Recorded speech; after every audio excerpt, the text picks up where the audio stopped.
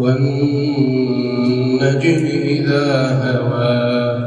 ما ضل صاحبكم وما غوى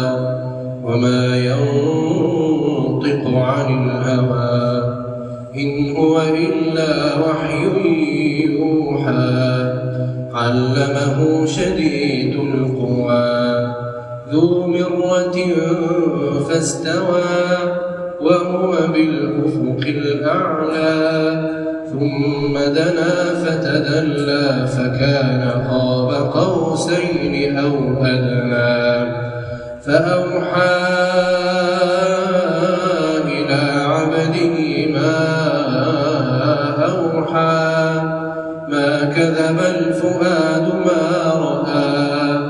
أفتمارونه على ما يرى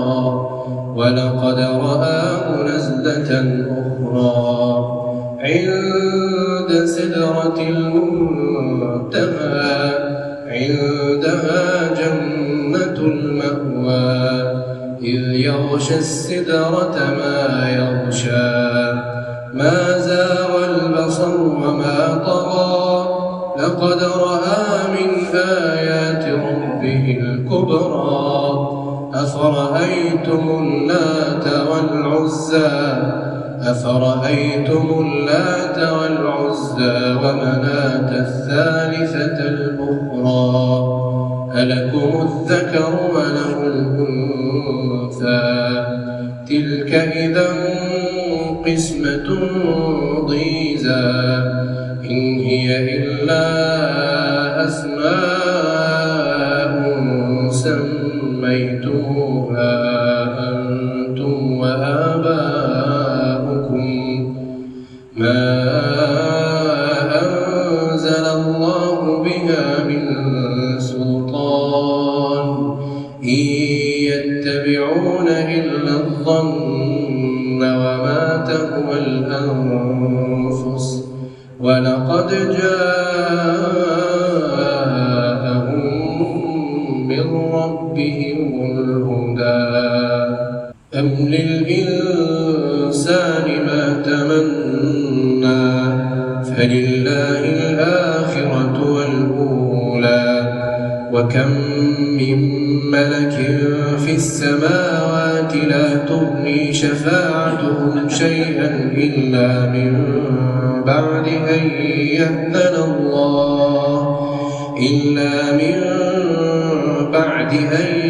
يأذن الله لمن يشاء ويرضى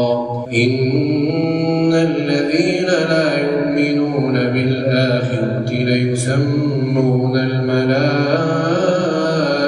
تسمية الأنثى وما لهم به من علم إن يتبعون إلا الظن وإن الظن لا يغني من الحق شيئا فأعرض عمن تولى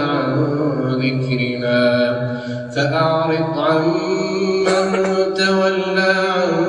ذكرنا ولم يرد إلا الحياة الدنيا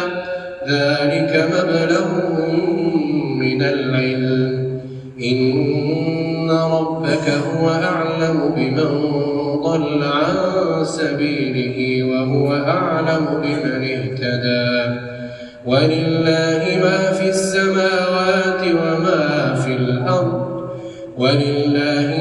السماوات وما في الأرض ليجزي الذين أساءوا بما عملوا ويجزي الذين أحسنوا بالحسنى الذين يجتنبون كبائر الإثم والفواحش إلا اللمم إن ربك واسع المغفرة هو أعلم بكم إذ أنشأكم من الأرض وإذ أنتم أجنة في بطون أمهاتكم فلا تزكوا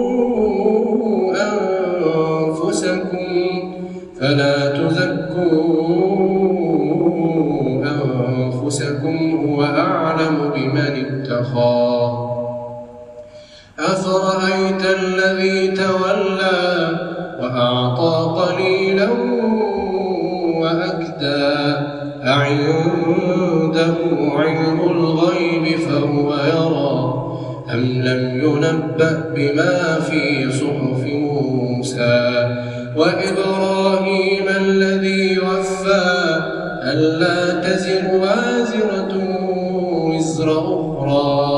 وأن ليس للإنسان إلا ما سعى وأن سعيه سوف يرى ثم يجزاه الجزاء الأوفى وأن إلى ربك المنتهى وأنه هو أضحك وأبكى وأنه هو أمات وأحيا وأن ليس للإنسان إلا ما سعى وأن سعيه سوف يرى ثم يجزاه الجزاء الأوفى وأن إلى ربك المنتهى وأنه هو أضحك وأبكى وأنه هو أمات وأحيا وأنه خلق الزوجين الذكر والأنثى من نطفة إذا تمنى وأن عليه النشأة الأخرى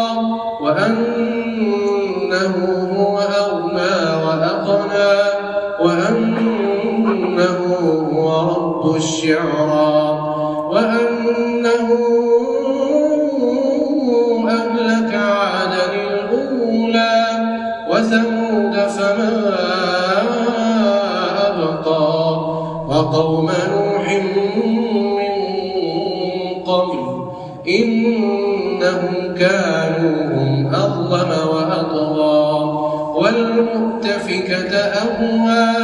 فغشاها ما غشى فبأي آلاء ربك تتمارى هذا نذير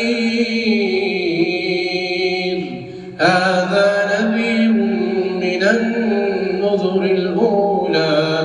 أزفت الآزفة ليس لها من دون الله كاشفة أفمن هذا الحديث تعجبون